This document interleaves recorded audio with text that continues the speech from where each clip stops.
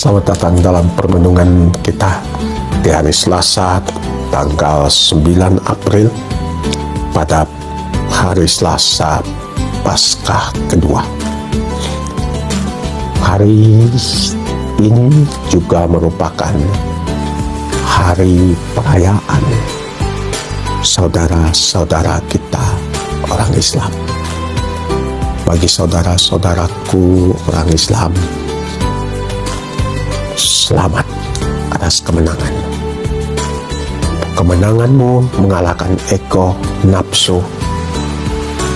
Kemenanganmu karena Anda telah setia di dalam menjalankan puasamu. Selamat merayakan Idul Fitri. Saudara-saudara kita umat Islam merayakan Idul Fitri, hari kemenangan mereka.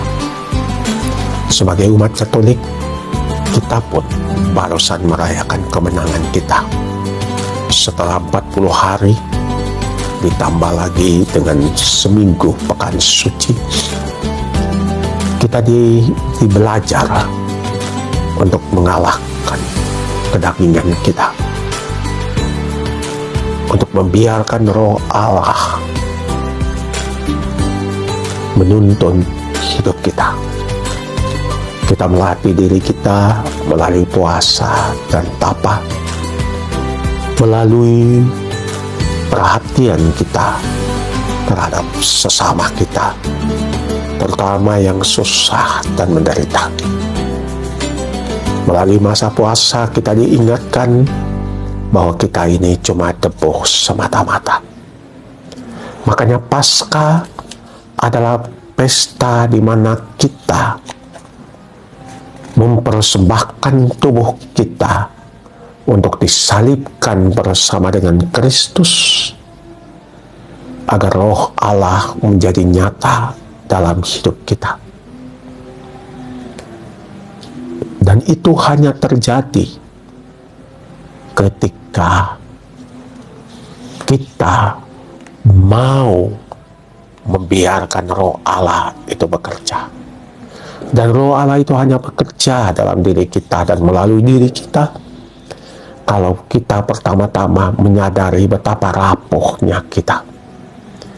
Kerapuhan itu membuat kita untuk menyadari bahwa segala yang kita miliki, yang kita punyai, cumalah anugerah, cumalah kepercayaan, cumalah hadiah dari Tuhan semata. Tanpa itu, kita cuma debu semata-mata. Karena itu, kita diminta untuk hidup penuh syukur, penuh berterima kasih. Syukur dan terima kasih atas rahmat Tuhan itu kita ungkapkan dalam perubahan hidup, metanoia, di dalam perbaikan hidup dan pola hidup kita, dan di dalam kepedulian kita terhadap orang-orang yang kecil dan menderita. Itulah kelahiran baru. Kelahiran baru artinya kita dilahirkan di dalam Roh Tuhan. Bahwa mulai sekarang saya menjalankan hidup saya dalam ketaatan akan Tuhan melalui Roh-Nya yang kudus. Roh Tuhan yang berbisik di dalam hatiku yang paling dalam, juga melalui peristiwa-peristiwa hidupku dalam perjumpaan dengan sesama dan alam semesta.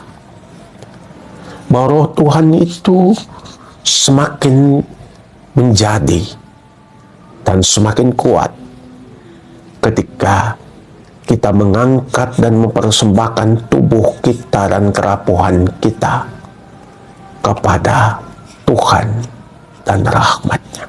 Ketika Tuhan berkata kepada Nikodemus, ya malam-malam dalam gelap, karena takut terhadap orang Yahudi yang datang kepada Yesus, apa yang harus dia buat? untuk memperoleh hidup yang kekal. Yesus bilang kepadanya, kamu harus dilahirkan kembali. Angin bertiup kemana ia mau. Engkau mendengar bunyinya, tetapi engkau tidak tahu dari mana ia datang atau kemana ia pergi.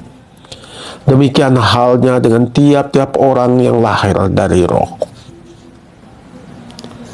Kelahiran dari Roh, di dalam Roh itu membuat kita melihat hidup itu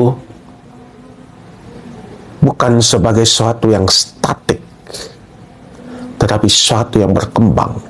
Bahwa hidup itu penuh dengan kejutan-kejutan. That life is full of surprises. And because it's full of surprises, we need to be open to that surprises. We need to have a heart of of discovering that something new is happening. Something bigger is happening.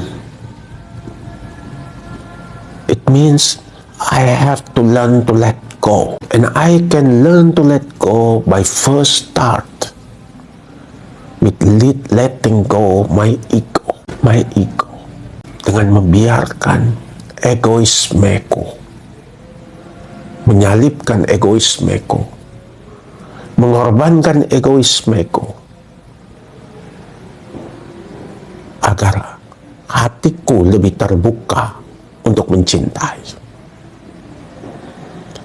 Ketika diri kita tidak lagi dipenuhi oleh Roh yang terbuka terhadap kejutan, lalu hidup kita menjadi stagnan. Lalu kita merasa bahwa hidup ini bisa dikontrol dan bisa diatur semau gue. Dan karena itu kita gampang frustrasi, gampang menjadi marah, jengkel terhadap Tuhan, terhadap sesama, bahkan terhadap diri kita ketika sesuatu tidak terjadi seperti yang kita harapkan. Hidup dalam Roh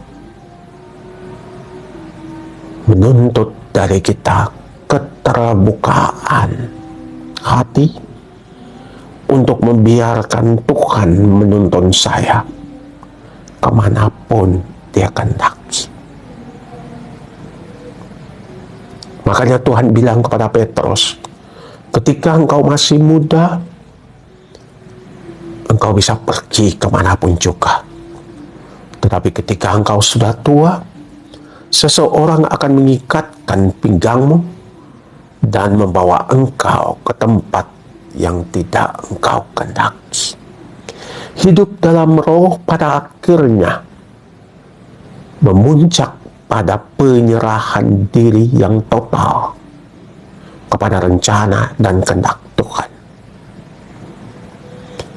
Karena hidup di dalam Roh itu berarti penyerahan kepada Tuhan, makanya doa menjadi momen bagi saya untuk melihat hidup saya di dalam kerangka perencanaan Tuhan.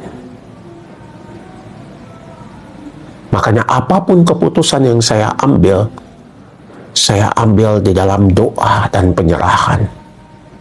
Dan karenanya, saya siap menghadapi risiko apapun. Karena saya tahu Tuhan menyertaiku.